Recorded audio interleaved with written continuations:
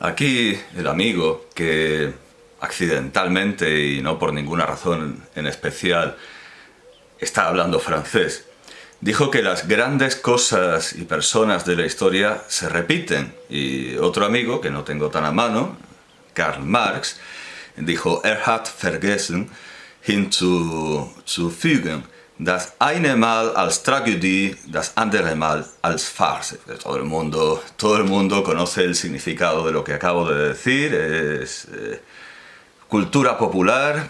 Se repite primero, se repiten, sí, pero olvidó decir que primero como tragedia y luego como farsa. Esto se puede decir del autor que voy a no recomendar, sino estudiar ahora. Bueno, sí, recomendar para ciertas cosas, que es, tengo aquí la Wikipedia en español, bueno, no lo ponen, el padre José María Sbarbi y Osuna, nacido en Cádiz el 10 de julio de 1834 y muerto en Madrid el 24 de abril de 1910. ¿A qué gran personalidad reproduce como farsa José María Sbarbi? Pues al obispo de Mondoñedo, a nuestro querido Fray Antonio de Guevara, del que ya dijimos que tenía una vasta erudición, pero que las más de las veces esa erudición era inventada. Respondía a todas las preguntas y muchas veces inventándose cosas. Claro, eso estaba mal en el siglo XVI, estaba muy mal en el siglo XVI, pero se le perdona por su gran estilo, por ser un magnífico prosista, por tener una grandiosa imaginación y por suplir las carencias abundantes como erudito con las dotes magníficas del escritor. Pero, como estamos viendo, el padre José María Sbarbi y Osuna estaba desempeñando su labor trolera en pleno siglo XX, ya en el siglo XX, y eso no tiene disculpa y desde luego es ridículo y es farsesco. Dice Wikipedia, que desde luego no es en absoluto imparcial. Es como lo que se puede encontrar sobre Julio Casares, es todo admirativo, pero aquí empezamos a tirar del hilo y lo dejamos bastante desnudo. Con José María Sbarbi esa labor no ha sido necesaria porque casi lo primero que he leído de Sbarbi me ha hecho exclamar: vaya pedazo de idiota. Bueno, y si alguien cree que exagero, ahora entraremos en materia y en calor. De hecho, materia, no viene madera de materia. Pues bueno, vamos a dar leña al mono. Dice: hizo sus primeros estudios en el Colegio de San Agustín con tan excepcional aprovechamiento que a los 15 años de edad explicaba a sus condiscípulos en dicho colegio las clases de francés y de música. Sí, no sé cómo explicaría el francés. Poco tiempo después pasaba a desempeñar la cátedra de francés y la de canto en el seminario conciliar. Ahora que habla de canto me recuerda mucho a otro erudito cura, el padre Higinio Anglés, del que bueno, no lo mencioné. Cuando presenté a San Valerio del Bierzo, San Valerio de Astorga, dije que había leído alguna edición, algún texto en el que salía la errata Hebronauro por Hebronanto, que me parece que o sigue existiendo o hay memoria en los concejos leoneses, no sé si sigue existiendo. Bueno, pero es Hebronanto, parece que existe el nombre, que se recuerda el nombre, pero no existe el lugar. Bueno, pues esa errata de Hebronauro por Hebronanto es de Higinio Anglés, que mete el cuezo, desde luego mete la pata hasta el corvejón muchas veces, y su edición del Cancionario de Palacio, desde luego, es inferior a la de Francisco Asenjo Barbieri. Bueno, aquí hay mucho curilla aficionado que goza de excesiva fama, y un caso es Sbarbi, desde luego, y otro caso es Higinio Anglés. Bueno, dice Wikipedia, que no sé de dónde lo estará copiando, pero desde luego no parece algo de este siglo. Su inquebrantable propósito de dedicarse al estado eclesiástico le hizo abandonar momentáneamente la enseñanza. En 1857 se ordenó de presbítero, obteniendo, tras una empeñada oposición, la prebenda de música como organista y maestro de capilla en la Catedral de Badajoz. Trasladado a Sevilla, desempeñó el mismo cargo en su iglesia metropolitana y por nuevas y brillantísimas oposiciones en la de Toledo, donde permaneció hasta 1871, año en que definitivamente vino a establecerse en la corte, siendo nombrado director de la capilla musical del Real Monasterio de la Encarnación. Fue organista en las catedrales de Badajoz, Sevilla, Toledo y Madrid. Por las excelencias de su carácter y por las dotes de su inteligencia privilegiada, se captó el cariño y la admiración de cuantos tuvieron la fortuna de conocerlo. Modesto como han de serlo los que en realidad poseen el don de la sabiduría, no aspiró a conquistar honores, sino a vivir la vida quieta y humildosa de quien ha limitado su mando a la biblioteca y sus mayores satisfacciones a la lectura y a la divulgación de sus investigaciones. Pues yo discrepo ampliamente. Sí, se dedicaba a la divulgación. Y de hecho podríamos considerarlo el primer creador de contenido cultural de España. Con lo cual se revela como un personaje absoluta y profundamente despreciable, porque era el típico divulgador que hace como cuando Homer Simpson decide ser buena persona y dice, me ha preguntado una señora una dirección y yo se lo he dicho, porque ahora soy una buena persona, aunque no tenía ni idea de dónde. Pues estos divulgadores hacen lo mismo, les hacen preguntas y ellos dan siempre una respuesta aunque no tengan ni idea. Esto lo hace hoy día, por ejemplo, el Twitter de la Real Academia Española, que se ofrece a contestar consultas, un 90% de las cuales en realidad no está en condiciones de responder, pero las responde.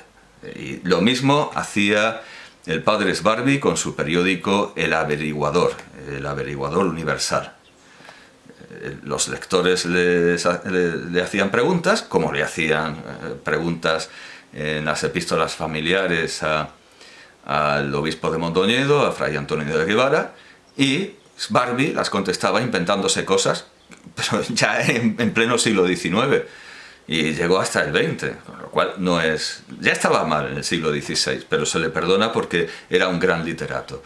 Pero Sbarbi es un personaje absolutamente mediocre y payasesco y no tiene la disculpa, por eso digo que es la repetición como farsa.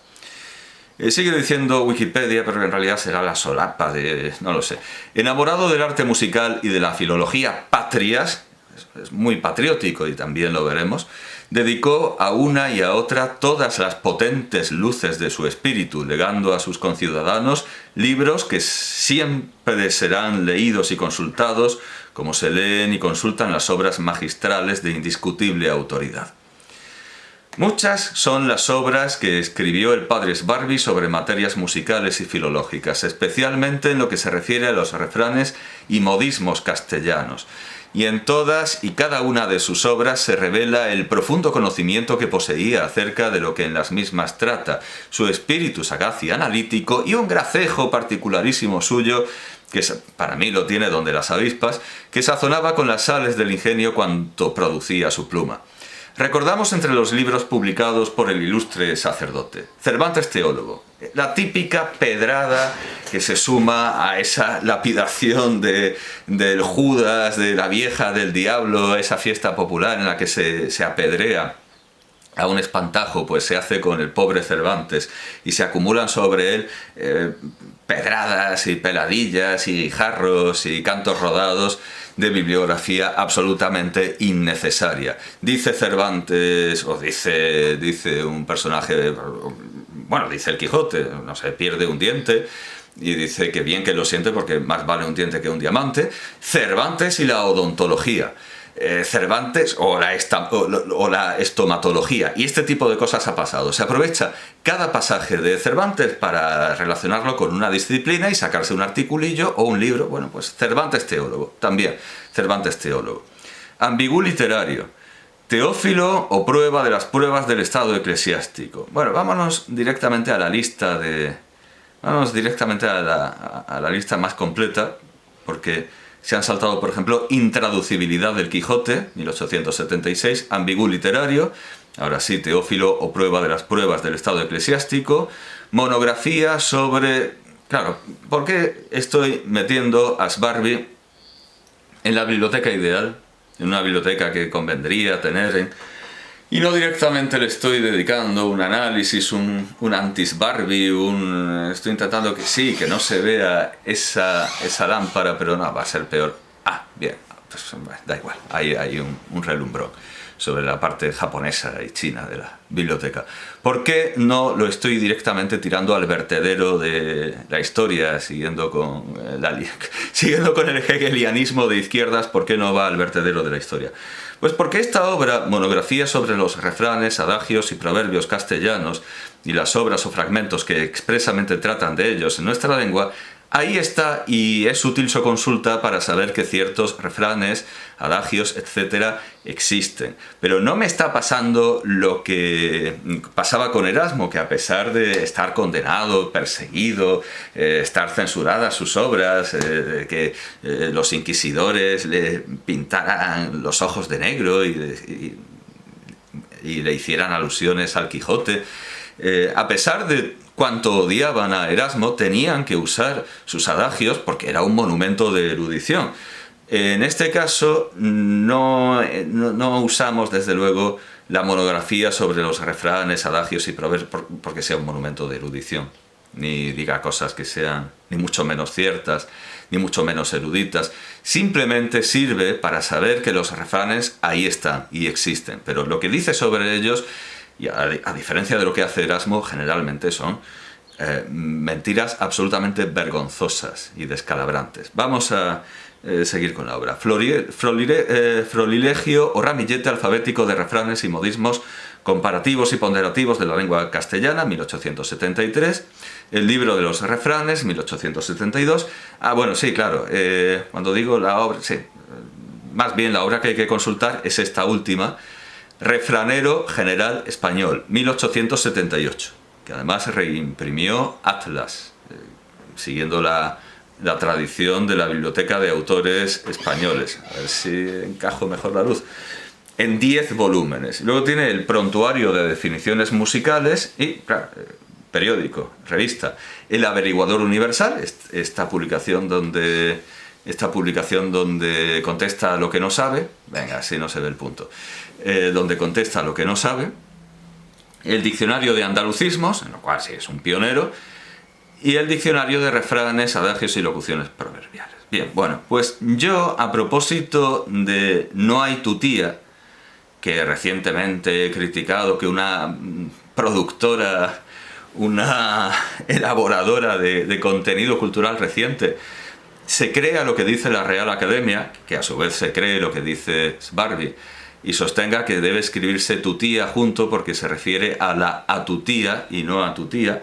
Bueno, pues a propósito de esto, desde luego he comprobado que nuestros grandes clásicos escriben siempre tu tía separado y entienden tu tía. Y cuando digo nuestros grandes clásicos, pasan por, desde Samaniego, pasando por Galdós, a Sánchez Ferlosio, quien por cierto también justifica otra cosa que la Academia no, en fin, insiste, se empeña en no reconocer, y castígame mi madre y yo tromposelas, que es que chollo se escribe con Y, porque así lo escribe, o con I latina, pero en todo caso es con Y, es con Y.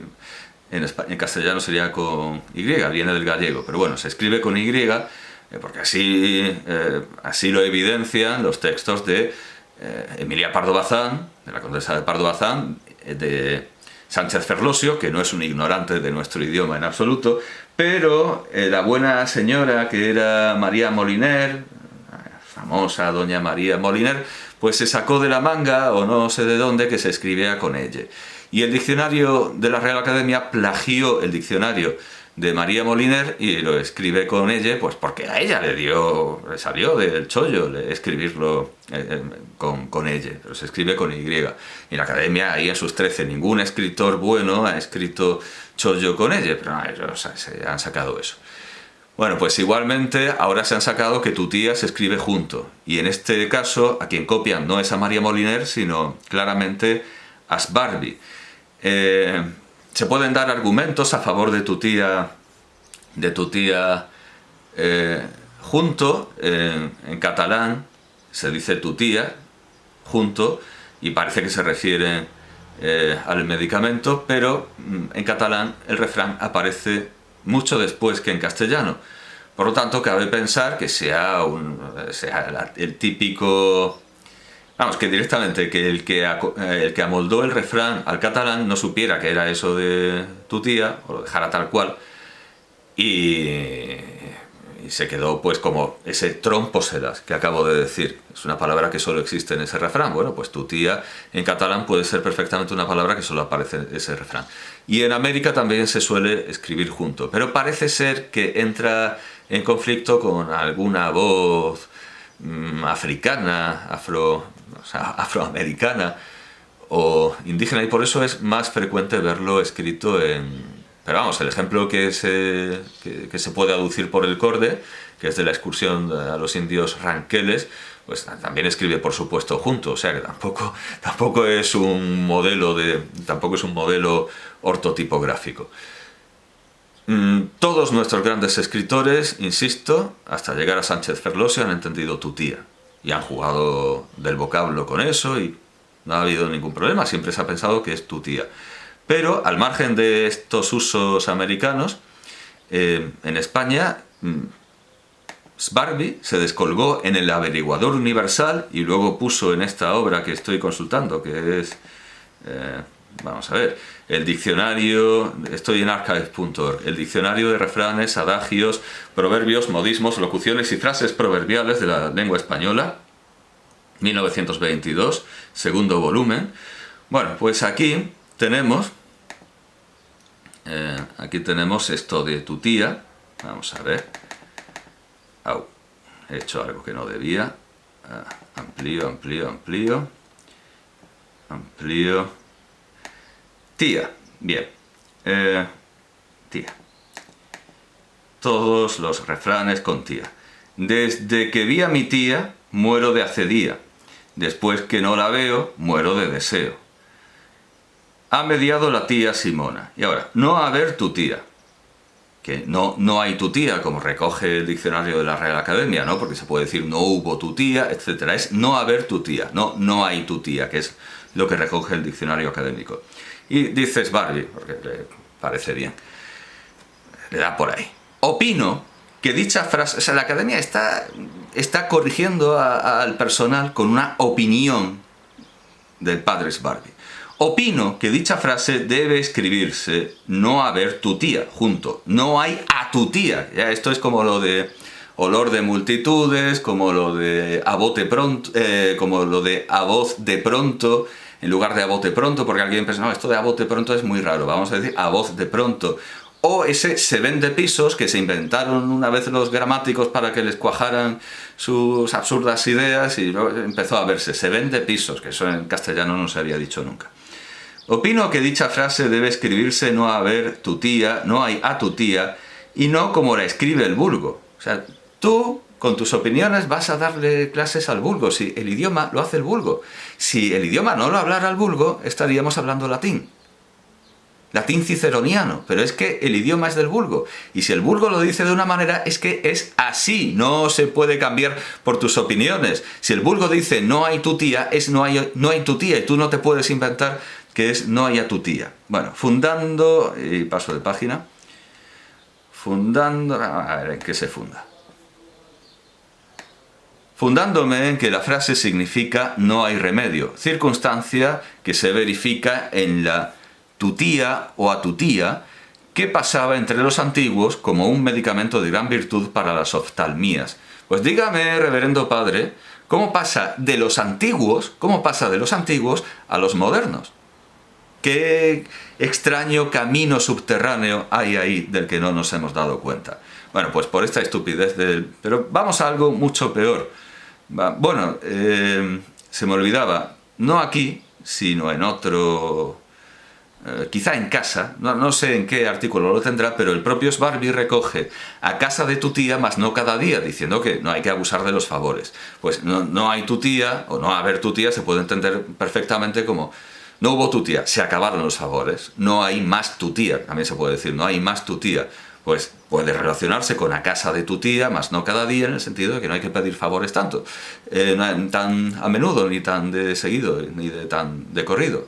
Pues muy sencillo, tu tía equivale a alguien que te hace favores, no hay tu tía, pues ya no, más no cada día, sino nunca. Así que es muy precipitado ir corrigiendo a la gente diciendo no se dice tu tía, se dice a tu tía. ¿Por qué? Pues porque Barbie piensa que es una cosa que se le ocurre. Pero vamos directamente a algo que es absolutamente... Vamos, que es lo que me hizo pensar. Vaya pedazo de idiota. Vamos a ver, pocas nueces. Pocas nueces. Debería buscar solo nueces, porque me salen... Vale. Ser más el ruido que las nueces. Página 24. Imagino que es... No. Ignoramos qué privilegio tengan las nueces gallegas para ser más duras que las demás. Aquí está. Ser más el ruido que las nueces. Página 200... No, no, remite a otra... remite... Ser más el ruido que las nueces... No, pues aquí no está. Más answers, no ser saco...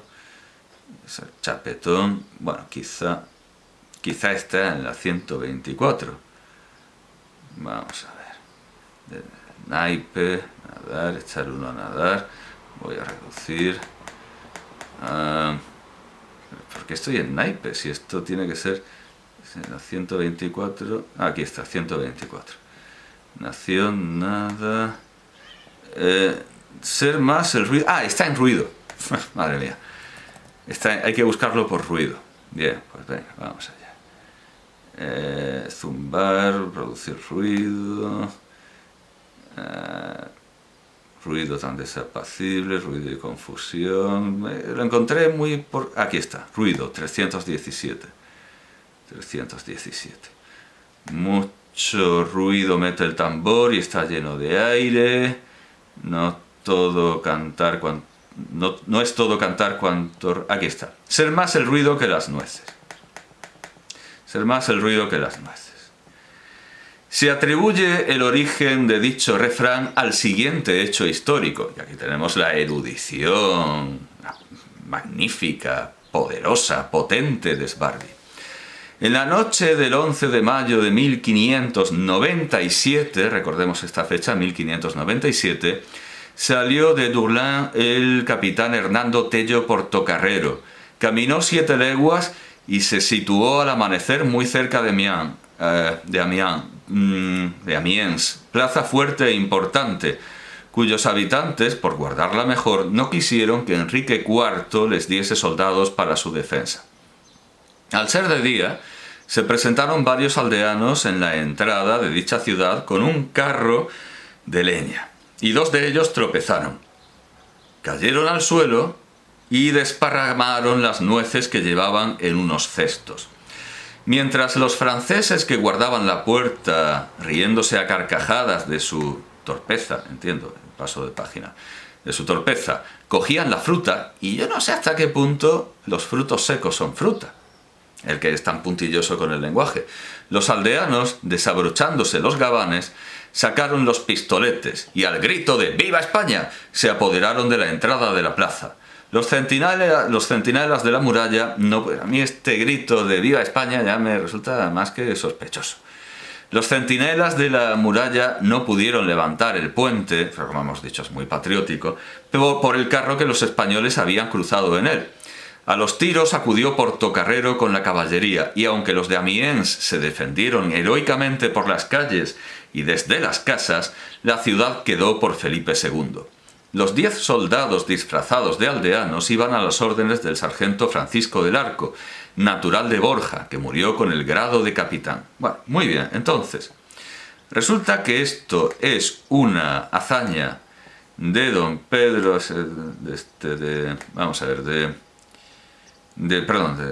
pienso en Pedro Portocarrero, no, de Hernando Tello Portocarrero en 1597. Pues vivimos en el siglo XXI, yo simplemente pongo 1597, Hernando Tello Portocarrero.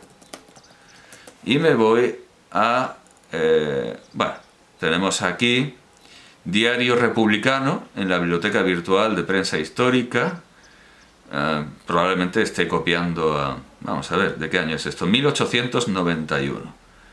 1891. Sí, esto copia, esto tiene que copiar. Islas Baleares, perdón, se llama el diario Las Baleares, diario republicano, 1891. Está copiando a Sbarbi. Porque claro, esto de que Sbarbi estaba recluido en su biblioteca sin más mando que en su biblioteca, no. Él quería salir en todos los periódicos y lo conseguía. Bueno, esto no nos vale, porque es de 1891. Sí que aparece en Cuentecillos. Ah, no. Esto es un artículo que resume cosas del Averiguador Universal. Y por cierto, lo vi y recoge el cuento sin ninguna crítica, cuando hay mucha crítica que hacerle. Vamos a Google Libros directamente y nos encontramos un compendio de la historia de España de Jerónimo de la Escosura, que muy probablemente sea la fuente de Sbarbi. Antes encontré como primer resultado una continuación de la historia del padre Mariana, que obviamente por la fecha, pues esto no es de la parte escrita por el padre Mariana, pero veo que podemos... Bueno, luego está también en Cuentos, Dichos, Anécdotas y Modismos Aragoneses, de Romualdo Nogués. La obra más antigua que así de primeras me sale, está en el Museo de las Familias, está en las guerras de Flandes de Guido Bentivoglio. Ambas ediciones que hay aquí son de 1687. Vamos a ver qué nos dice este libro más antiguo que los otros. Año de 1597. Bien, digamos que esta es la fuente primera, lo demás son deformaciones y deturpaciones. Año 1597. Era gobernador de Dorlán, en la frontera de Picardía, Hernando Tello Portocarrero. Dejado allí del conde de Fuentes después de la conquista de aquella plaza y escogido de él por uno de los mejores soldados que tenía entonces en Flandes la nación española. No contentándose el Portocarrero de guardar solamente a Dorlán, con extraordinaria diligencia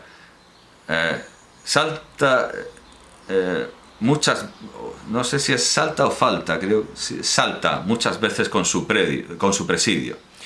Y ya asaltando los enemigos en campaña, o con emboscadas, ya robando sus ganados, ya pegando fuego a sus aldeas, era casi el terror de aquella frontera.